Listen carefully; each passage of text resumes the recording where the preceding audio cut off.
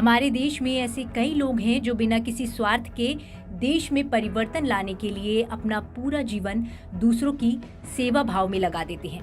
ज्यादातर मामलों में लोग गुमनामी में रहकर भी अपने काम को करते रहते हैं।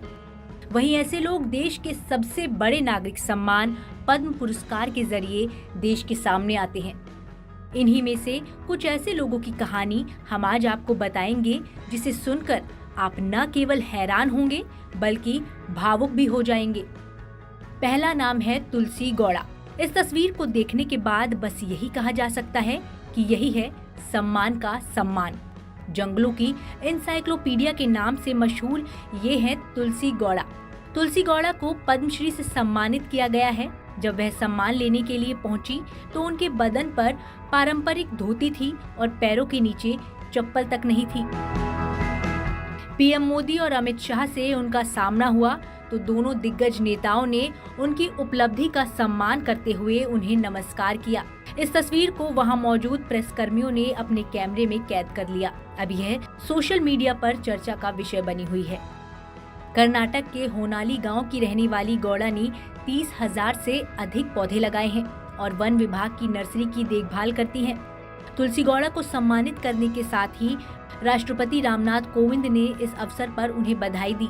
तुलसी गौड़ा को पौधों और जड़ी बूटियों की विविध प्रजातियों के अपने विशाल ज्ञान के कारण जंगलों की इंसाइक्लोपीडिया के रूप में भी जाना जाता है। मोहम्मद शरीफ, लावारिस लाशों के मसीहा कहे जाने वाले प्रभु राम की नगरी अयोध्या के समाज सेवी मोहम्मद शरीफ को भी पद्मश्री से सम्मानित किया गया। इनकी कहानी सुन आपकी आंखें भी नम हो जाएंगी। दरअसल करीब 25 साल पहले उनके बेटे की मौत हो गई थी। वे अपने बेटे का अंतिम संस्कार तक खुद नहीं कर पाए थे।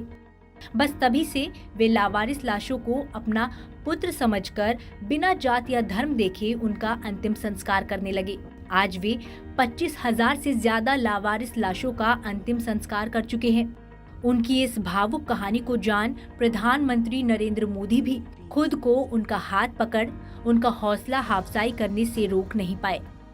हरेकाला हजब्बा, संतरे बेचने वाले 64 साल के हरेकाला हजब्बा को पद्मश्री से नवाजा गया है। आप जरूर सोच रहे होंगे कि संतरे बेचने के लिए भला इतना बड़ा सम्मान क्यों? इसके पीछे एक रोचक कहानी है। दरअसल एक दिन कुछ विदेशी टूरिस्ट ने हजब्बा से अंग्रेजी में उनके संतरों का भाव पूछा। अंग्रेजी न आने के चलते वे उसका जवाब नहीं दे पाए। वे खुद अशिक्षित थे। इसके बाद उन्होंने संतरे बेचकर अपनी जमा पूंजी से साल 2000 में अपने गांव में 1 एकड़ जमीन पर जरूरतमंद बच्चों के लिए एक प्राथमिक स्कूल की स्थापना की। यहाँ हमने आपको सिर्फ 3 कहानियां बताई हैं, लेकिन हमारे देश में कई ऐसे लोग हैं जो गुमनामी में भी समाज सेवा को परम धर्म मानते हैं। देश में अब ऐसी शुरुआत हुई है कि पुरस्कार के असली हकदार इन लोगों को ऐसे सर्वोच्च सम्मान से नवाजा जा रहा है। Presenting B News app, available on Google Play and App Store. Download it now.